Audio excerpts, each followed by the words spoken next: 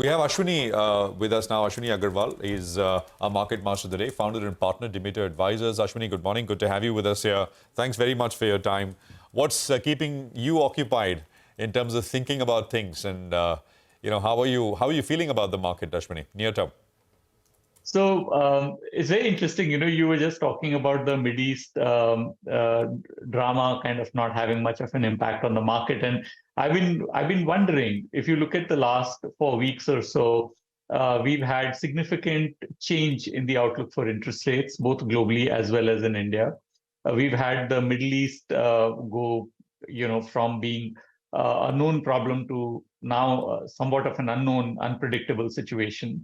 You had energy, raw material prices go up a lot. You've had gold prices rally quite a lot, reflecting the uncertainty in the world. And if you look closer home at India, if you look at Nifty or the sensex, as if nothing was wrong.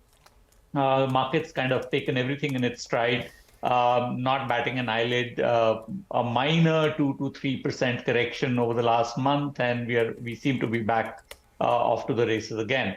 This is a little bit befuddling for me. Valuations are rich. They're not inexpensive anymore, especially in large pockets of small and mid cap space, which has actually rallied even further over the last month or so. You have all traditional valuation measures, whether you look at market cap to money supply, whether you look at price earnings ratio, whether you look at divergence between small cap and large cap performance, everything telling you have to be cautious, and the market will have none of it in face of a lot of global uncertainty. So yes, it's interesting just watching, trying to figure out, what am I getting wrong? I continue to be a little bit cautious, expecting that there's more downside risk than upside risk at this point. But, I've been wrong. So that's how it is. Well, a lot of us have been wrong, right? Nobody expected this kind of a rally in the last 12 to 18 months, to be honest, despite all the problems that were thrown at us. But Ashwini, the important part is how do you navigate this market now, right? Because if you map the last 1 year, everything that hasn't worked in the last 15 years has worked in the last 1 year, whether it's PSUs, defense, railways, who would have thought, right? Yes. PSU banks as well.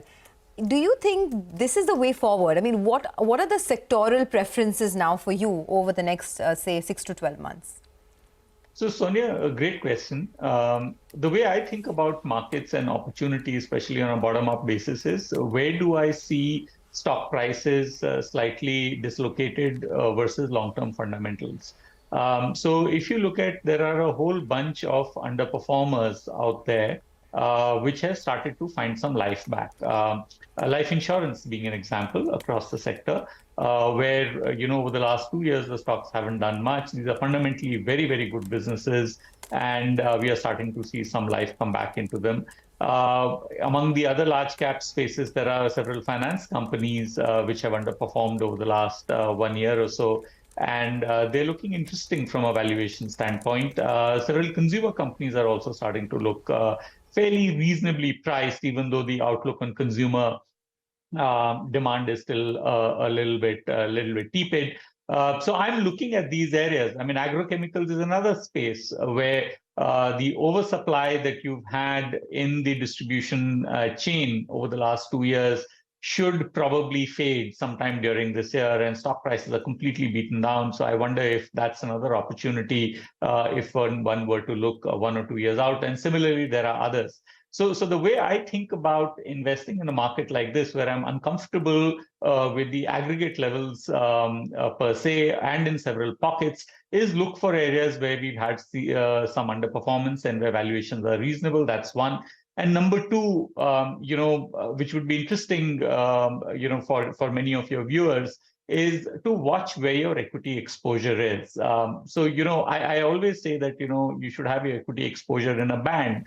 Let's say you are in your 30 to 40 years, it should be maybe somewhere in the region of 60 to 80%. So this is probably a time you want to be closer to 60% than 80%.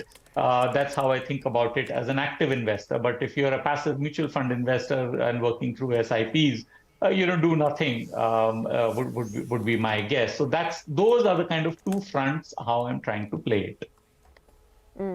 And what about export-facing sectors like technology, pharma? Where do you stand on that? So IT I'll come to in a bit. On the export front, I think the businesses are doing well from what I understand, from whatever I've spoken to. Whether it's pharmaceuticals, because generic pricing is reasonably supportive. You're not seeing the kind of year-on-year declines that you've seen over the last 3 years.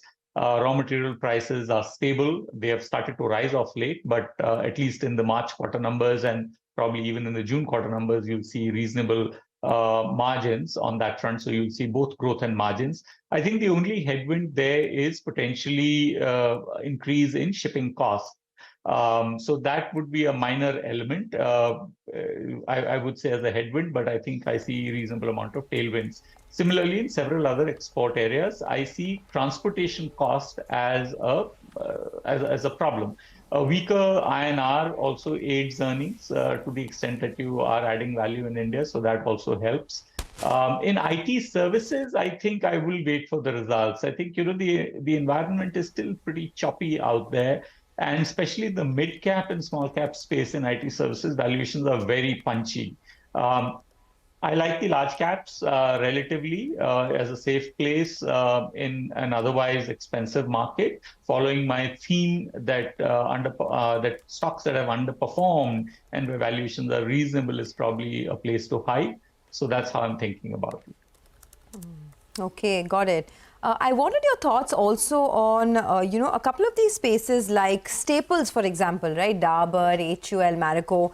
Many of these stocks are trading at around 52-week lows. Valuations are quite suppressed at the moment. At some point, do you think it becomes attractive for long-term investors, and would you be a buyer now?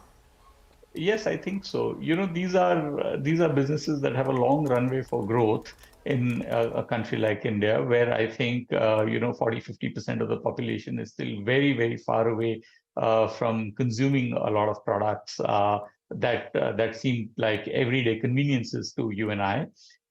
So I think there's a long runway for growth. Valuations are reasonable now with the stock prices having come off. Raw material price environment is reasonably benign.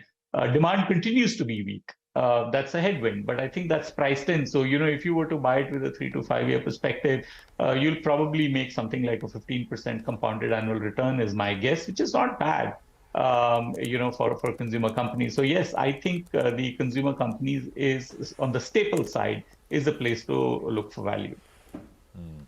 But since you're looking for, does that fit into the sort of look for underperformers, right? You use the phrase to hide. I mean, is that in terms of actual returns, and if you compare what they've done against other sectors, sure, but valuations are still there. I mean, they've not corrected at all. No, Prashant, they have corrected in a relative sense. I mean, they were like whatever 3x, 4x, the median valuations for the market, and now they are probably at 2x. These are very, very good businesses in terms of their cash flow profile. And you will always find them trading at a premium to the market.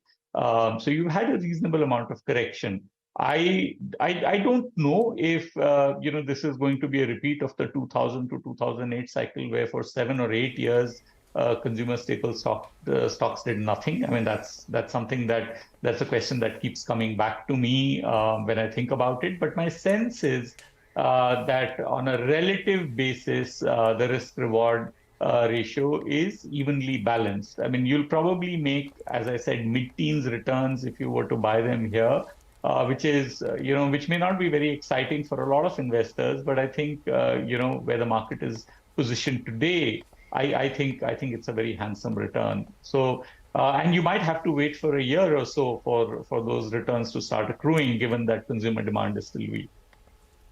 All right. A final question to you before we let you go, Ashwini. There is one narrative in the market which believes that because of the way China valuations are trading and the rally that India has seen, some of the money now will move out of India and into China. Are you on that in that camp as well? And from a global perspective, right, do you think the money will continue to flow into India, or is the story going to change? I think it's going to be very investor dependent. There are investors who are value investors and who are sensitive to valuation differentials between the two countries of India and China. And I think there are investors who are saying that, look, we are in here for the long haul. And over the next 10 years, if we make, whatever 14, 15% type of IRR in INR terms, and we give up 3% or so on currency, we are still fine. So you have both investors that make up the investor cohort. So I think for the latter, India will continue to be a place to stay. And I think for the former, there might be some opportunity to take some money off the table in India and put it to work elsewhere in the world, including China. So I think it's going to be a mixed bag. But yeah, I do think that at the margin, if anybody is valuation sensitive, I mean, they'd be really scratching their heads and wondering what to do about India, especially when China looks so attractive from a valuation perspective. Ashwini, we'll leave the conversation here for now. Thank you very much for joining in. Let's